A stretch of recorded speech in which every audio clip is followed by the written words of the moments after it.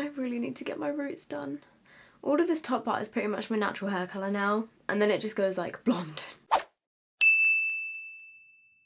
Hi guys, welcome back to my channel. So in today's video, I thought it'd be really interesting to do a half and half testing video of my two favourite foundations of all time. However, one of them is £38, which is hella expensive. The other one is £9.99, which is pretty okay. It's basically going to be like a battle of my favourite foundations, high-end versus drugstore, and I thought that I would wear them for like the full day and see which one actually lasts better, because I honestly don't really know. Like, I love both of these foundations, and the fact that the price difference is so huge, I just thought it'd be really interesting to actually test and see if there is actually that big of a difference. So yeah, that's what I'm going to be doing today. I wonder if you guys can tell right now which one I've got on which side of my face. Anyway, let's just get on to testing these foundations and see which one actually wins, because right now when I'm filming this intro, I don't even know myself because it's on my face right now and I'm mid-testing, so I guess you guys will find out. Yes, I'm wearing a towel on my head because I've just washed my hair. And you know what, I just thought that if I dried and straightened my hair or like did whatever to my hair, then it would just take loads of unnecessary time, so I thought I would do my foundation first and then it can be on during all of that time because it's already like 12:30. So I'm just going to do exactly what I would normally do like to the rest of my face. So I start off with my SPF 50. This one is the Body Shop Skin Defense. And then the primer that I've been using recently, I never really used to use this, but I've really been enjoying it recently, is the Benefit Professional Pearl Primer. I personally don't find that this makes my skin glowy. I find that it makes it pretty matte, but I like it. The sun only seems to come out when I'm filming a video because it clearly just wants to ruin my day. Okay, so just to give you a little close-up of my skin before I put anything on, as you can see, I don't have perfect skin. My forehead is really nice and clear. At the moment, my cheeks are pretty clear, but I do already have kind of like these lines that cut across my cheeks like here, if you can see that, and also I have pretty pronounced smile lines even when I'm not wearing any foundation. And I also have pretty big pores like around my nose and around this kind of like area here, and my nose and like this area just here is where I tend to get most oily, so that is probably what you'll find throughout the day. And also my foundation will for sure sink into my smile lines on both sides, but we'll see which one wins. Can you see the pores on my face? Hopefully you can. Okay, so these two foundations that I'm going to be testing in this video are both my favourite foundations of all time. This one comes first, this one comes at a close second. So the first one, which is the high-end one, is the Cover FX Power Play Foundation. And just a little breakdown into this like particular product. It is very expensive. It is £38.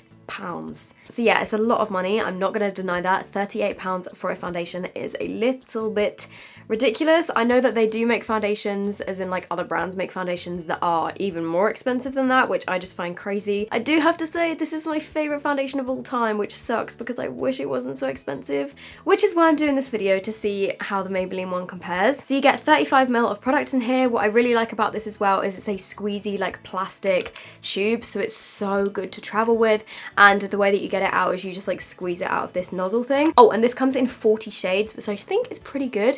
Having a look at the shade range, I feel like they could still do with adding some more shades, but I think 40 shades for a foundation is pretty good. So, and then the Maybelline one, this is the Maybelline Superstay 24-Hour Full Coverage Foundation. Oh, by the way, in the Cover FX one, I use the shade N20. In the Maybelline one, I use the shade 03 True Ivory. The Maybelline one comes in 18 shades. Obviously, this is a drugstore foundation, so they don't tend to have as many shades as like high-end foundations. Yeah, they could definitely do with adding more to their shade range, to be completely honest. But then pretty much every foundation I feel like could do with adding more shades. 18 shades isn't the worst, but it definitely isn't the best.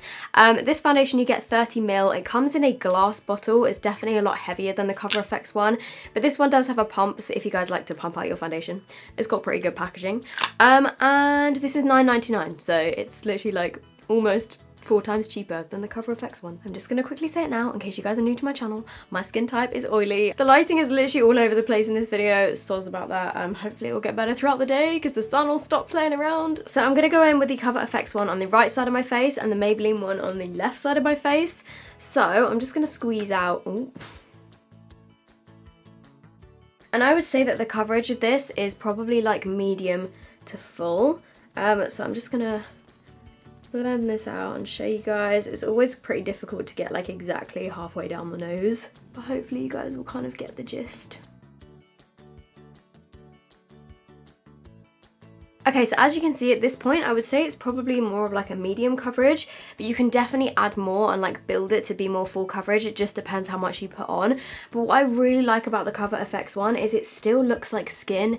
It doesn't look too cakey, which is what I really like about it. Sometimes with the Maybelline one, I do feel like because it is extremely full coverage, it can look a little bit cakey.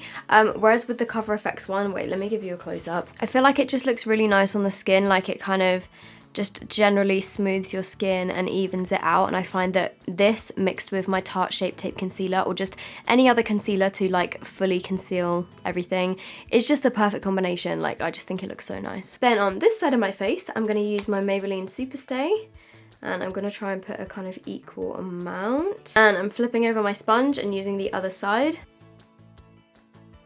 Okay, as you can probably see with this one, it's definitely a higher coverage.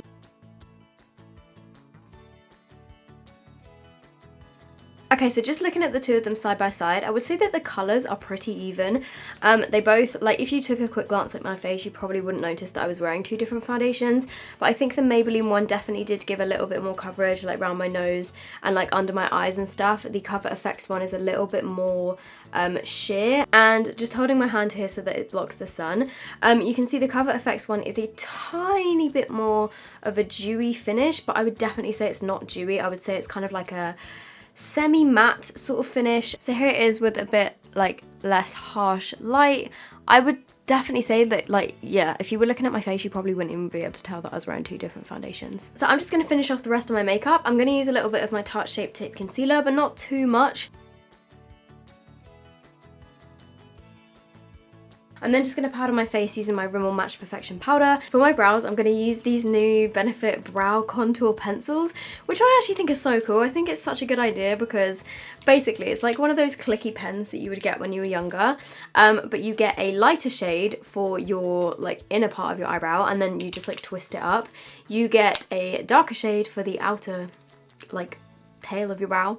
You get a concealer to go underneath your brow, and then you get a highlighter to put like on the arch. So I feel like it's a pretty cool idea. I haven't actually probably tested this, but let's give it a go today. Oh, and I'm using the shade Blonde Light.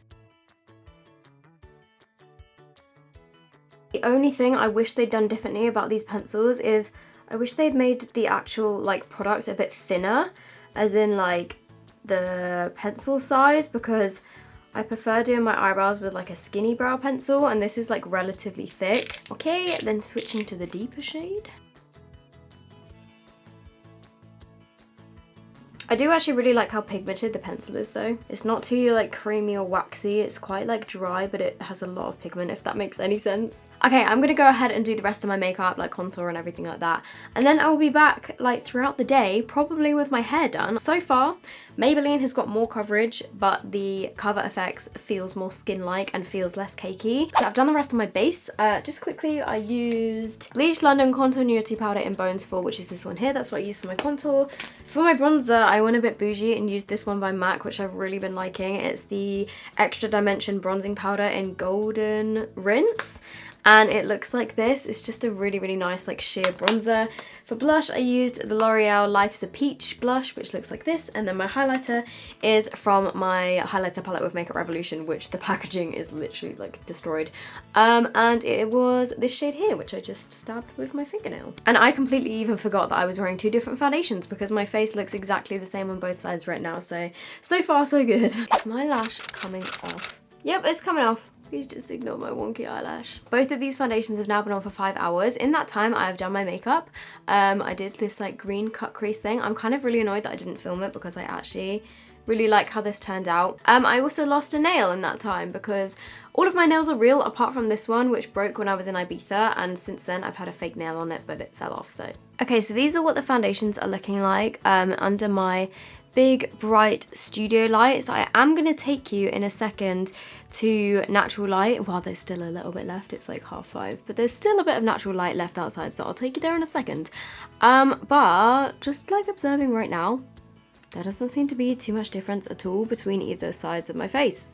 They still look pretty much the same. So I'm starting to get a tiny bit oily around my nose, but literally like the tiniest bit. Can you see like here and here? And I would say it's a tiny like fraction worse on the Maybelline side. And this is the time when my arm gets shaky because I am weak and my camera is heavy. Okay, I've taken you into my bathroom. Maybe I should put you down. Oh god, the camera's gonna fall, the camera's gonna fall, the camera's gonna fall. I'm holding my camera with one arm, like resting on a thing so that it doesn't fall and like topple forward. But this is the Cover FX side, this is the Maybelline side. As you can see, like in natural lighting, they both look really nice. Just looking in the mirror, I feel like the Cover FX side, I don't know why, but something about it is just like drawing me to this side more. But then I feel like that could just be me being biased because I know that it's more expensive. Like, in all honesty, no one would be able to tell that I was wearing two different foundations on my face.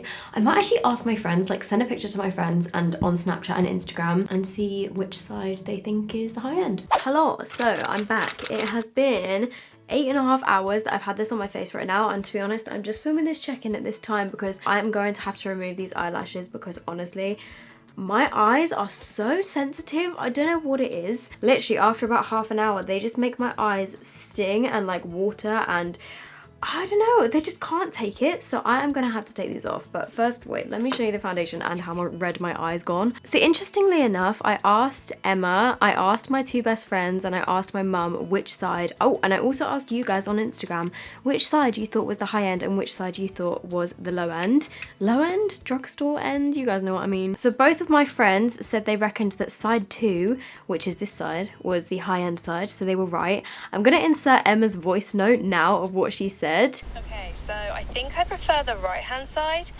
but I feel like because it looks better, I feel like I should say that it's drugstore because I feel like you're doing this to test me. So I'm gonna say side 1 is high end and side 2 is drugstore because I'm going the opposite of what I assumed because I am a skeptic. Okay.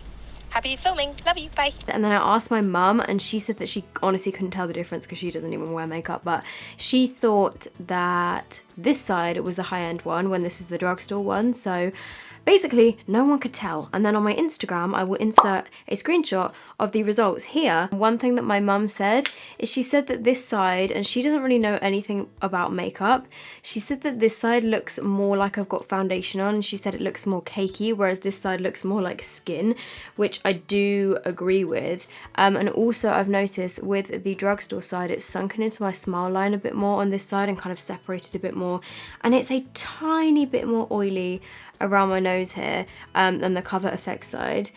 So this side I think looks a little bit better, but to be honest, like you still like wouldn't really be able to tell like at all. I'm also about to come out with a nice big spot here, that's great. You can see the oiliness here, and then this side has also got a bit oily, and then this is the smile line difference, and then my forehead looks pretty much exactly the same. I do feel like this side looks a little bit more kind of like smooth and airbrushed, and it is a bit more matte in this area, kind of like under my eyes. I think you can see that there on camera. I am now taking these lashes off. Oh my god, ow.